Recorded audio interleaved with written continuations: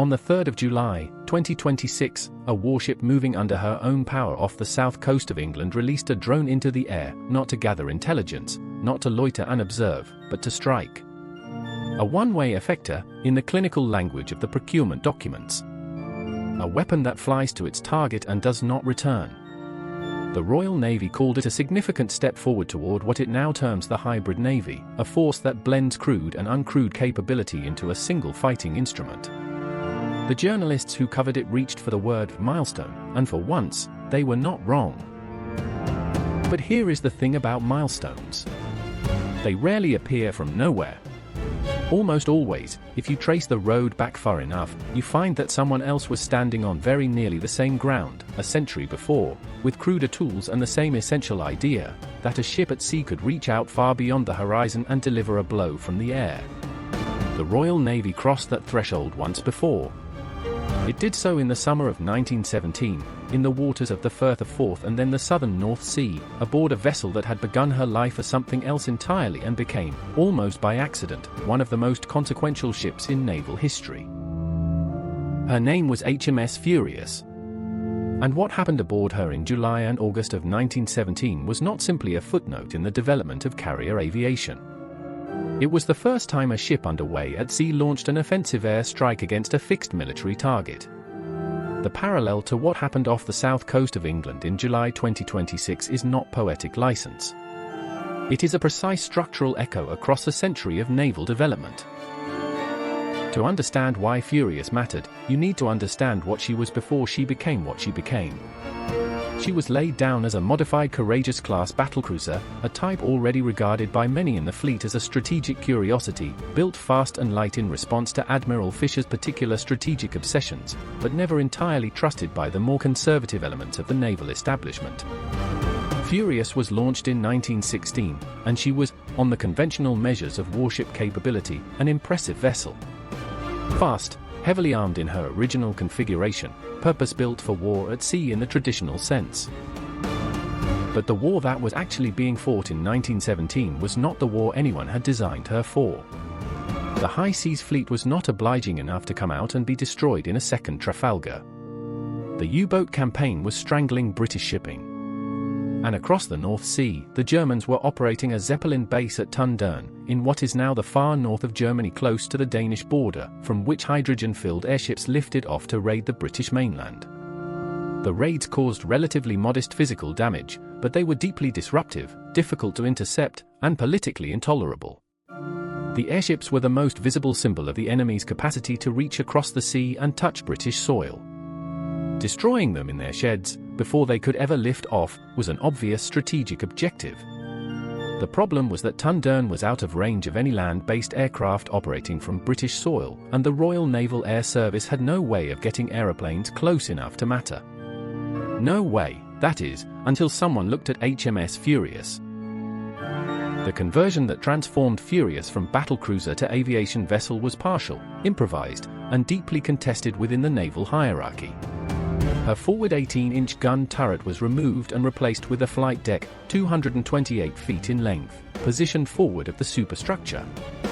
She retained her aft armament and her superstructure amidships, which meant that landing on the forward deck was an exercise in controlled violence. The turbulence created by the funnels and bridge structure made any attempt to bring an aircraft back aboard acutely dangerous. The aeroplanes could take off. Getting them back was another matter entirely.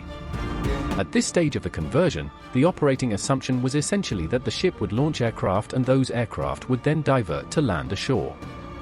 For a defensive or reconnaissance mission, this was an acceptable trade-off.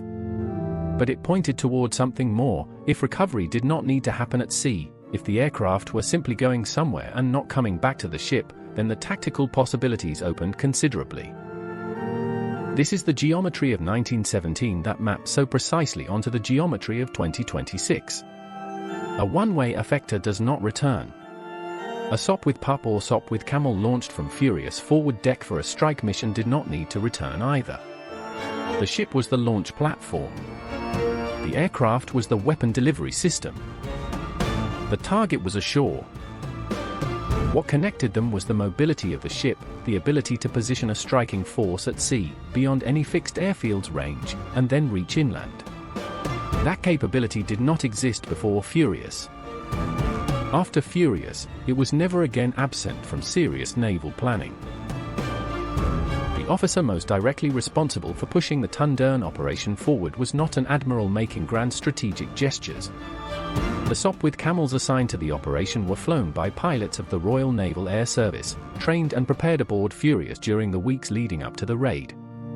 The ship by this point had been in her partially converted state long enough for her crew to understand both her capabilities and her severe limitations. The forward flight deck worked for takeoff. The aft of the ship was not yet configured for recovery. Pilots who completed the mission would need to ditch in the sea or find land. This was not a reassuring briefing. And yet the operation went ahead. On the 19th of July, 1917, just over a week after Furious had demonstrated that aeroplanes could be successfully launched from her deck in open water, the broader strategic context was sharpened by a Zeppelin raid that demonstrated once again the Germans' continued ability to threaten British shores from Tondern. But the critical date for the strike itself is the 18th of July, 1918, a year later, with the ship now in a more developed operational state, when 7 Sopwith Camels were launched from Furious in the first ever ship-launched air strike against a land target. Let that sequence settle for a moment, because it carries the full weight of what this story is about.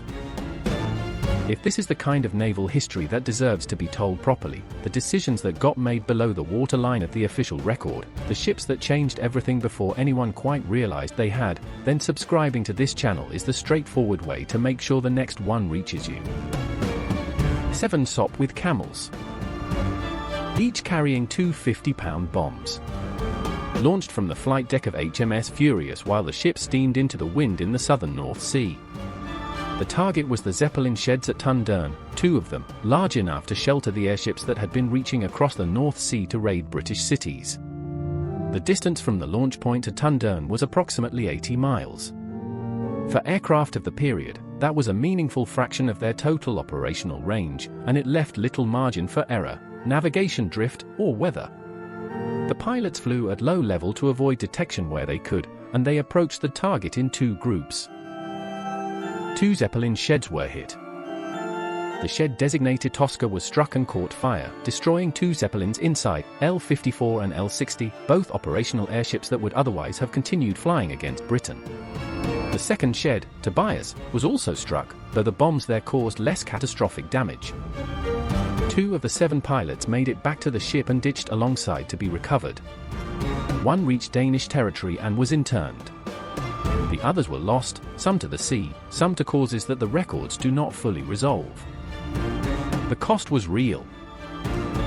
The result was also real: 2 Zeppelins destroyed in their hangars, a German facility degraded, and proof, irrefutable, operational proof, that a ship at sea could project an offensive air strike against a target on land. The Furious herself continued to evolve. Between 1921 and 1925, she was taken in hand for a far more comprehensive conversion, emerging as a flush-deck aircraft carrier, the superstructure removed, the funnels ducted aft, the full length of the ship given over to flight operations. The improvised, dangerous, asymmetric vessel of 1917 and 1918 became something closer to the purpose-built carrier that the concept demanded.